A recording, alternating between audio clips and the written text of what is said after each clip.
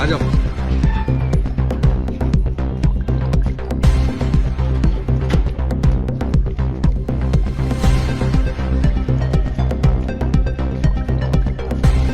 प्रारंभिक रूप से पाया गया कि अफीम के पौधे दिख रहे हैं तो उनके द्वारा राजस्व विभाग, आबकारी विभाग, फॉरेंसिक और 5 एकड़ जमीन पर 8 करोड़ रुपए की अफीम की खेती करने वाले लोग हो गए हैं गिरफ्तार। जी हाँ, मैं बात कर रहा हूँ उसी मुद्दे के बारे में जो कि तकरीबन 3 दिन से दुर्ग जिले में काफी चर्चित में है। दुर्ग नहीं, पूरे छत्तीसगढ़ में चर्चा में है।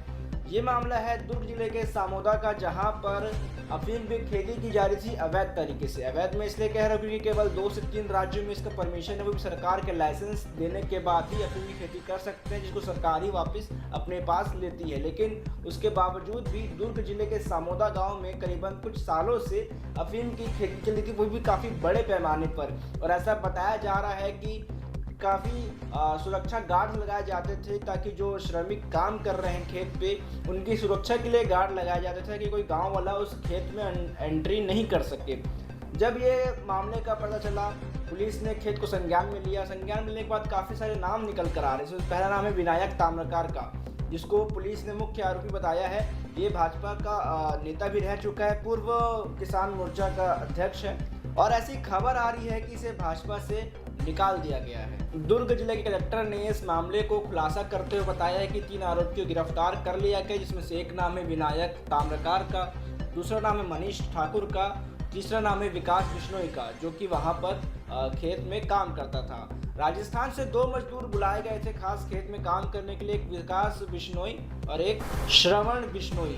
फिलहाल 3 लोग हिरासत में हैं, 2 लोग फरार चल रहे हैं, एक श्रवण बिश्नोई और एक आंचला राम। ये दोनों फिलहाल फरार चल रहे हैं। दुर्ग पुलिस ने अपनी टीम भेजी है राजस्थान इन दोनों को पकड़ने के लिए, और जिन 2 महिलाओं के नाम पर खेत था उन महिलाओं से भी पुलिस जांच करेगी, बातचीत करेगी। अगर वो संलिप्त पाए गए इस केस में तो उन्हें भी आरोपी करार दिया जा सकता है। मधुमती बाला और प्रीति बाला के नाम से ये खेत है, इनसे भी जांच जारी है, बातचीत जारी है। अगर ये पाए गए कि ये भी इस खेती में सम्मिलित थे तो इन पर भी कार्रवाई की जाएगी, इनको भी आरोपी बताया जा सकता है। इस पूरे मामले को लेकर दुर्ग कलेक्टर ने शनिवार को खुलासा किया है और एक प्रेस कॉन्फ्रेंस लेके बताया क्या कुछ मामला था। आप वीडियो में सुनिए किस प्रकार से दुर्ग के कलेक्टर इस मामले को बयान कर रहे हैं।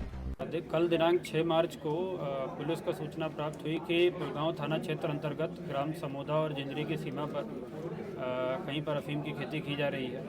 सूचना मिलने पर तत्काल पुलिस की एक टीम वहां पर गई और उनके द्वारा मौके पर जब प्रारंभिक रूप से पाया गया कि अफीम के पौधे दिख रहे हैं तो उनके द्वारा राजस्व विभाग, आबकारी विभाग, फॉरेंसिक और एनसीबी को सूचना दी गई।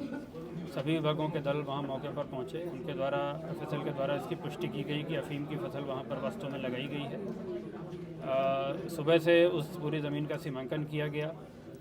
मौके पर ये पाया गया कि करीब 110 एकड़ ज़मीन को फेंसिंग करके घेराबंदी की गई है और उसके अंदर में अन्य फसलें भी लगाई गई हैं। साथ में लगभग 5 एकड़ 62 डिसमिल ज़मीन पर अफीम की फसल होना पाया गया। ये फसल भी अफीम के पौधे, बड़ी बड़ी मक्के की फसल थी, उसके बीच में छोटे पौधे अफीम के मिले हैं। इसमें कानूनी कार्रवाई की जा रही है। माननीय न्यायिक मजिस्ट्रेट महोदय की उपस्थिति में वहाँ पर साक्ष्य संकलन की कार्रवाई की गई है और इसमें 3 आरोपी जो वहाँ पर खेती का काम देखते थे और उनके मुंशी थे, उनको हिरासत में लिया गया है। उनको माननीय न्यायालय के द्वारा जुडिशियल कस्टडी में भेजा गया है। एक आरोपी वर्तमान में फरार है, जिसकी पतासाजी वहाँ पर की जा रही है। सर, विनायक का क्या रोल था सर इस पूरे मामले में?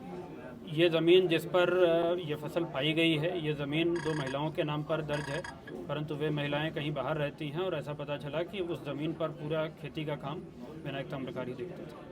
सर, बड़ी कार्रवाई हुई है, पर ग्राम समोदा में कई लोगों का कहना है जो विनायक है उसने 170 एकड़ जमीन उसके पास है और लोगों के पास लाश दफनाने के लिए भी जगह नहीं है और रोड जो बना हुआ है वो भी उसके नाम पे है।